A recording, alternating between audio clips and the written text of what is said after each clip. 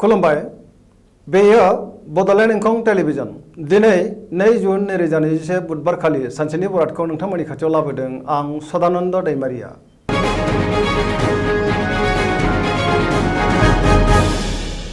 सिगां फरायनो लादों मेष राशि गिबि हांखो अ ल दिनैनि साना मोजां आरो गाज्रिनि गेजेरजों बाबेनलांगोन नां आफाङा जेंनायाव गोग्लैनांनो हागौ गोसोखौ दिनै जोबोर गुलुं गुजुं मोनगोन मावनो लानाय खामानिखौ मावफुंनो गोब्राब जागोन देहाया दिनै बारा मोजां थानाय नङा जानाय लोंनायाव सांग्रां जानाया गाहाम बिगुरनि बेरामाव गोग्लैनांनो हागौ बहानिफ्रायबा हरखाबै गाज्रि खौरां मोननो हागौ रांखावरियाव मोजांद्राय नङा बेफार फालांगियाव नाङा फाङा खरसाया बांगोन गोबां खहा जानांनोबो हागौ गोसोआव टेनसन बांगोन सोरजोंबा गाज्रि मोनजागोन गोसोनि जिंगाया बांगोन सोरबा लोगोनि जोहै खहा जानांनो हागौ सांग्रां थानाया गाहाम गुबुननि जेबो हेफाजाब मोननाय नङा गुबुनजों बाङाय बुंनायानो गाहाम नङाब्ला गुबुना गोरोन्थि बुजिगोन न'खराव बिसि फिसायनि गेजेराव अनलायनाय फैगोन बिमा बिफानि अननाय आरो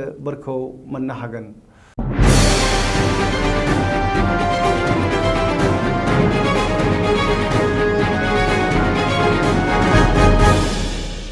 वृष राशि गिबि हांखो इ उ ब दिनैनि साना जोबोर मोजां गोबां मोजां खाबु फैगोन गोसोखौ दिनै जोबोर गोजोननाय मोनगोन गोसोनि बोलोआ बांगोन मावनो लानाय खामानिखौ थि समावनो आरो गोरलैयैनो मावफुंनो हागोन समाजाव गोबां मान मोननो हागोन बयजोंबो अनजागोन बयजोंबो गोरोबनो रोंगोन रांखावरियाव जोबोर मोजां होनजायो आरजिनाय धोनखौ दोनथुमनो हागोन बेफार फालांगियाव जोबोर मोजां मुलाम्फा मोनगोन बहाबा थाङोब्ला दिनै जोबोद मोजां एबा मोजाङैनो दावबायहैनो हागोन हान्थिनाया जाफुंगोन न'खराव बिसि फिसायनि गेजेराव अनलायनाय फैगोन देहाया दिनै मोजाङै थागोन अब्लाबो जानाय लोंनायाव सांग्रां जानाया गाहाम लाइमोनफोरनि गोसोआ दिनै जोबोर रमान्टिक जागोन आरो गावबा गावनि गोसोनि साननायखौ फोरमायलायनोबो हागोन फरायसाफोरा फरायनायाव गोसो दुंखांगोन आरो मोजां फिथाइ मोननो हागोन सरासनस्रायै दिनैनि साना जोबोर मोजां आरो मोजाङैनो बारग'लांगोन।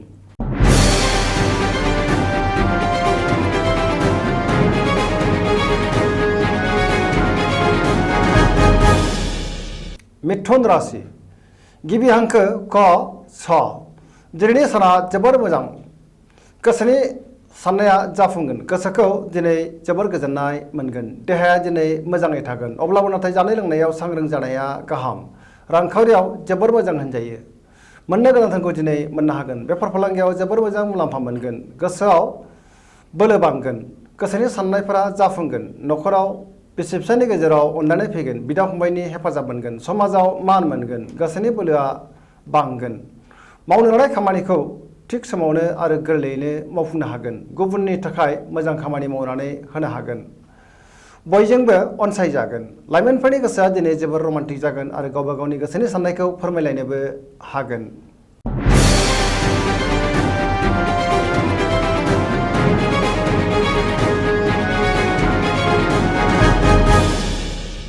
कर्कट राशि गिबि हांखो ड ड ह दिनैनि साना जोबोर मोजां गोसोखौ जोबोर गोजोननाय मोनगोन मावनो लानाय खामानिखौ थि समावनो आरो गोरलैयैनो मावफुंनो हागोन रांखावरियाव जोबोर मोजां होनजायो आयआ बांगोन बेफार फालांगियाव जोबोर मोजां मुलाम्फा मोनगोन देहाया दिनै मोजाङै थागोन गुबुननि हेफाजाब मोनगोन गुबुननि गोसोखौ दिनै गोरलैयैनो बोनो हागोन न'खराव बिसि फिसायनि गेजेराव अनलायनाय फैगोन बिदा फंबायजों मोजां सोमोन्दो थागोन बिमा बिफानि अननाय आरो बोरखौ मोननो हागोन गुबुननि हेफाजाब मोनगोन गुबुननि थाखाय मोजां खामानि मावनानै होनोबो हागोन समाजाव गोबां मान मोनगोन गोसोआ दिनै जोबोर रमान्टिक जागोन फरायसाफ्रा फरायनायाव गोसो दुंखांगोन आरो मोजां फिथाइ मोनगोन सरासनस्रायै दिनैनि साना जोबोर मोजां आरो मोजाङैनो बारग'लांगोन।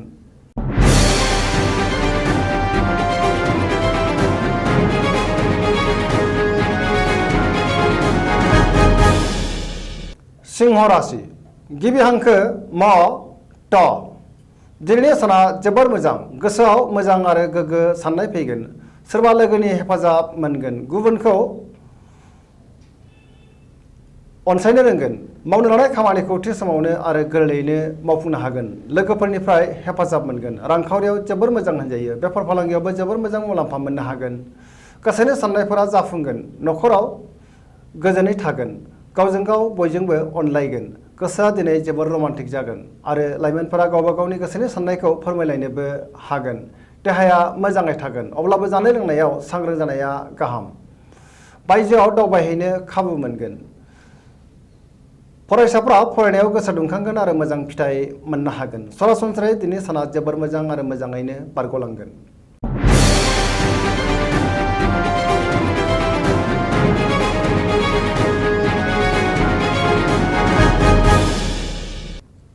कन्या राशि गिबि हांखो प ट दिनैनि साना बारा मोजां नङा। मावनो लानाय खामानिखौ थि समावनो मावफुंनो गोब्राब जागोन। गोबां खामानियाव मुखुब थागोन।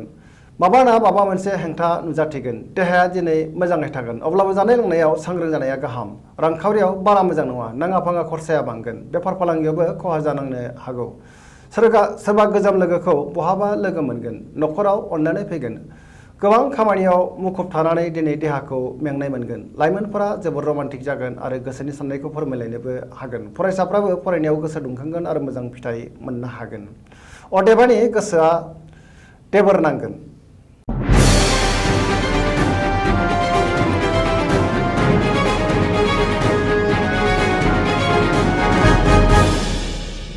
तुला राशि गिबि हांखो र ट दिनैनि साना बारा मोजां नङा। गोसोखौ जोबोर गुलुं गुजुं मोनगोन। गोसोनि साननायफोरा देबोर नांगोन।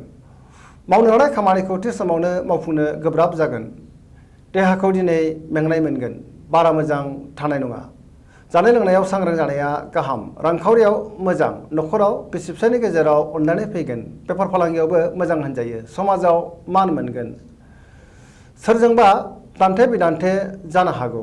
गोबां खामानियाव मुखुब थागोन। लाइमोनफोरनि गोसोआ दिनै जोबोर रमान्टिक जागोन आरो गोसोनि साननायखौ फोरमायलायनोबो हागोन। फरायसाफ्रा फरायनायाव गोसो दुंगोन आरो मोजां फिथाइ मोननो हागोन।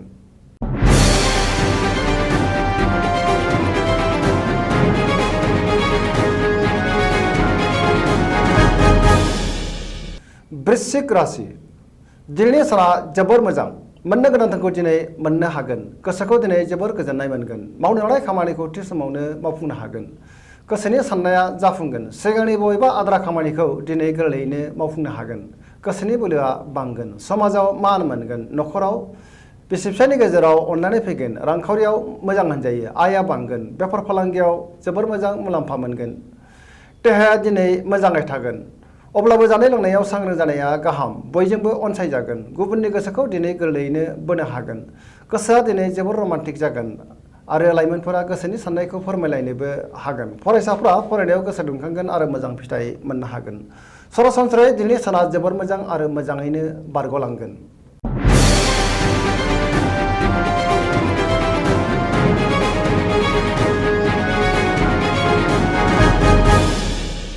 धनु राशि गिबि हांखो ध फ भ दिनैनि साना बारा मोजां नङा। गोसोखौ दिनै जोबोर गुलाय गुजाय मोनगोन। मावनो लानाय खामानिखौ थि समावनो आरो गोरलैयैनो मावफुंनो गोब्राब जागोन। रांखावरियाव बारा मोजां नङा।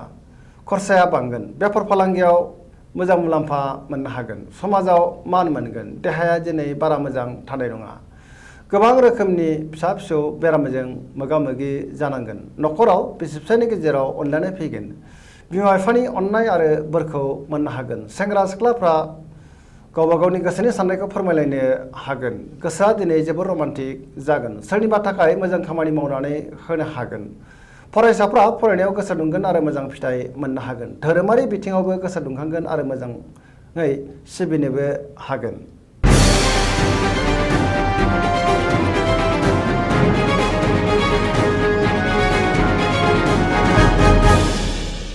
मकर राशि गिबि हांखो ख ज दिनैनि साना बारा मोजां नङा।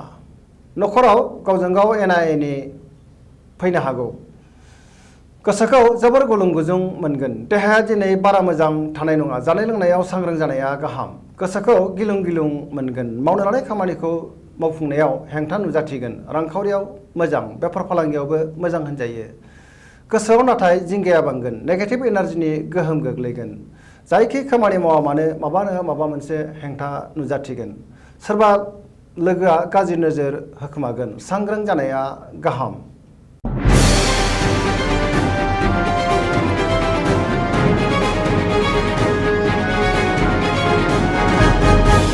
कुम्भ राशि गिबि हांखो ग स स दिनैनि साना जोबोर मोजां गोसोखौ दिनै जोबोर गोजोननाय मोनगोन मावनो लानाय खामानिखौ थि समावनो आरो गोरलैयैनो मावफुंनो हागोन बहानिफ्रायबा मोजां खौरां मोनगोन समाजाव दिनै गोबां मान मोनगोन रांखावरियाव जोबोर मोजां होनजायो बेफार फालांगियावबो जोबोर मोजां मुलाम्फा मोननो हागोन देहाया दिनै मोजाङै थागोन न'खराव अननानै फैगोन गोसोनि साननायफोरा जाफुंगोन गुबुननि हेफाजाब मोनगोन गोसोखौ दिनै जोबोर गोजोननाय मोनगोन आरो गोसोनि साननायफोरा जाफुंजोगोन सोरनिबा अननाय आरो बोर मोननो हागोन लाइमोनफोरनि गोसोआ दिनै जोबोर रमान्टिक जागोन आरो गावबा गावनि गोसोनि साननायखौ फोरमायलायनोबो हागोन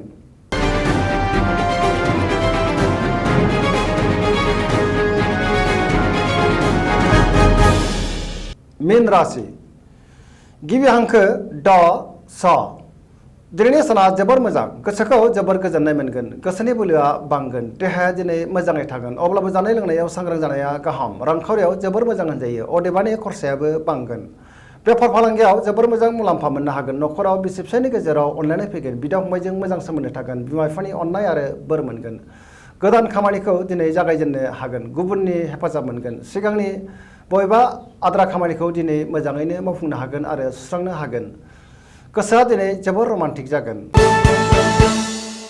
दिनैनि राशि फरायथिनाया एसेनोसै जोबनायाव बेखौनो खावलायो जाहाथे नोंथांमोना सानफ्रामबो जोंनि बे बड'लेण्ड इंखं टेलिभिजनखौ नायबाय थायो आरो साबस्क्राइब खालामो एसेनोसै गोजोन्थों।